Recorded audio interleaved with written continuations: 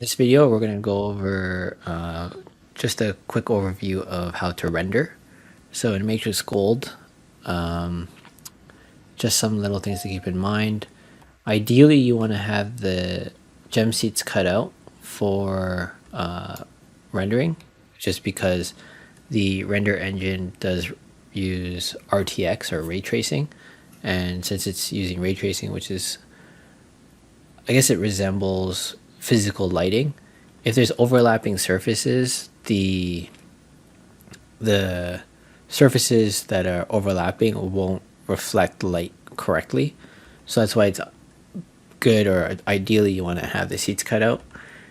In MatrixGold, you can get away without cutting the seats because there are some options in the render studio that will allow you to, I guess, bypass the fact that there are overlapping surfaces.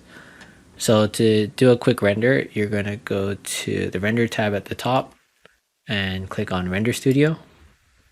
That will bring up a box here. So Render Studio menu. Some cases it may not bring a box just because it's overlapping in the dynamic commands. So for example, just to show you what I'm talking about. So like this, if you don't see the Render Studio pop up when you hit Render Studio, it could be overlapping the dynamic command. So down here, you can see I have it in another tab here. So now dynamic commands and Render Studio are overlapping. How I did that, just if anyone wanted to know, you can drag out the menus and you can drag them over another menu, and then you can see how there's this icon with the orange. So you can choose, do you want the menus to overlap, be on top or below or to the side of a menu. So for this, I'm just going to make it overlap. And then here, if I wanted to go back to dynamic commands, I would just go to this toggle on this tab down here. So back to the Render Studio. I can go to my viewport render and I want to change it to rendered. This doesn't do a photorealistic render, but a quick render. The reason I'm going to use this is just so I can quickly see the materials be applied. So for this, right now, this is in white gold. So let's say I want this to be, okay, let's say rose gold. I can go to rose gold 14 karat. Make sure the object is selected.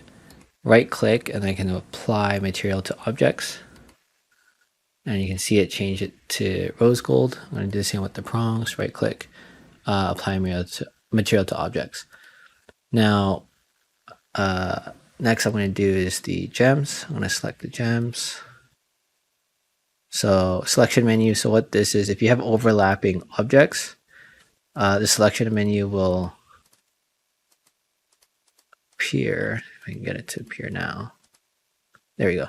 The selection menu appear, and you just have to select the objects you want to select. This only appears if you're clicking an object and there's overlapping objects. So I'm going to choose gems on curve and then apply the gem material to it. So I'm going to choose diamond ray traced. You can ignore the fact that this just becomes transparent. If you don't like that, because you're gonna, I don't know, take a screenshot of this, you can select the gems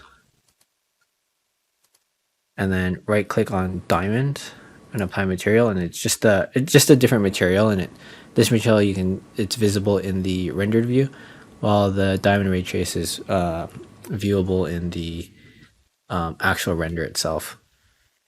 Now, there are, as I was saying before, there are other materials which you can apply to this that will ignore the fact that there are overlapping objects. So I'm just going to scroll down to the very bottom. And as you can see here, there is these materials here, these are the metal materials. So these metal materials you have to use in conjunction with these gem materials, and this will allow you to render objects if you don't have the seeds cut out. So because I have the seeds cut out, I'm just going to use the regular materials. So now that I have the materials applied to it, I'm going to go here. In the Render Studio, there's different environments available, so you can select one of these environments. I'd suggest just playing around with each one and basically choose what you prefer or what you like best. They're all going to have different looks to them. For this, I prefer business. I'm going to select that and then apply that environment or general style.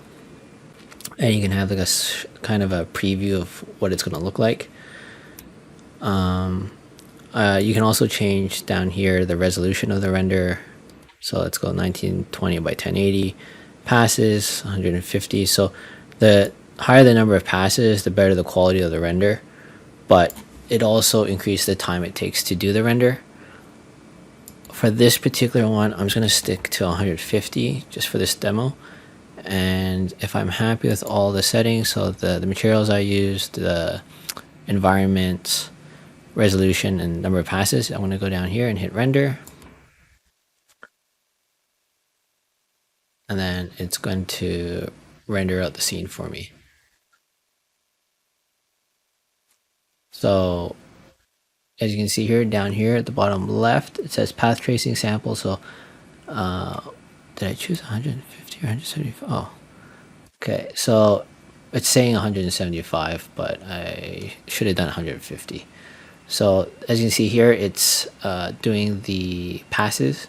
And once it's done, it's going to stop doing the render. If I'm happy with the way it looks right now, I can just cancel and hit stop. So now that's done. So this took about 32 seconds to render. Another thing you can do, you can install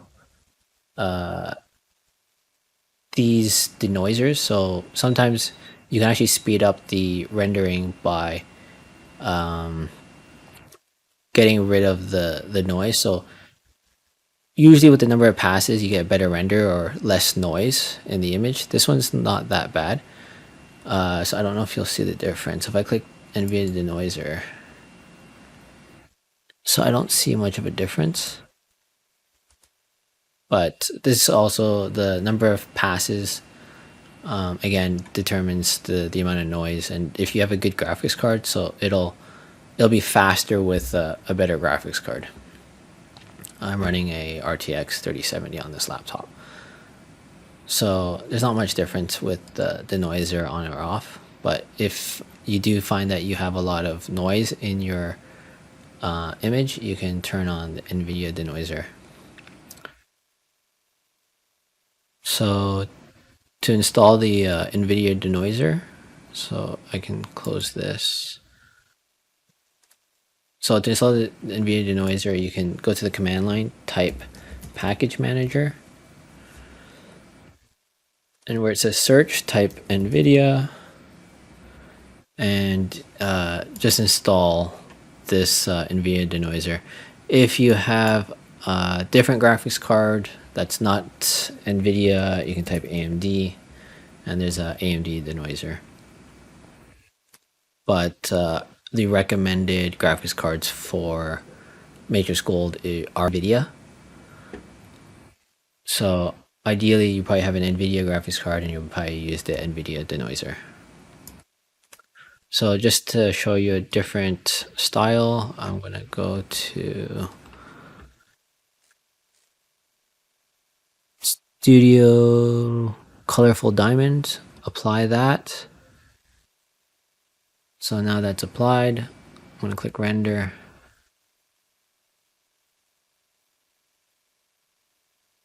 See the render. So you can see how there's a lot of noise in this. So if I click stop, I can turn on my NVIDIA denoiser, and then it gets rid of majority of the noise. The diamonds aren't looking that good, so what we can do is, so I can close this.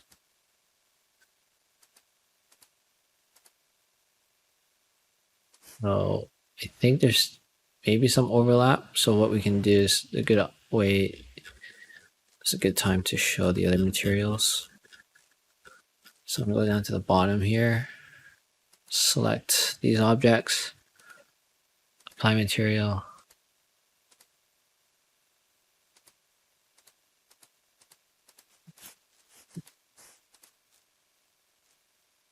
Apply one of the diamond materials. So I'll probably go with classic.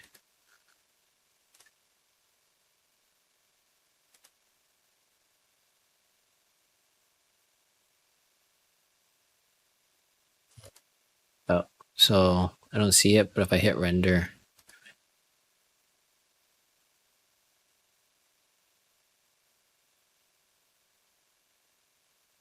that's a little bit better.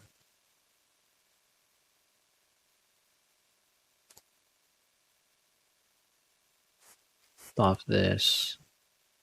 Turn my NVIDIA denoiser on, clean up the noise.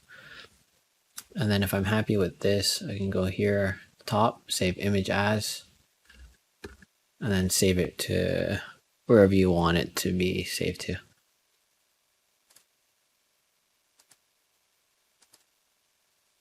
And that's it. That's the introductory to MatrixGold mini-series. If you have any questions or would like any more training to more advanced videos, check out our website at gvcanada.com.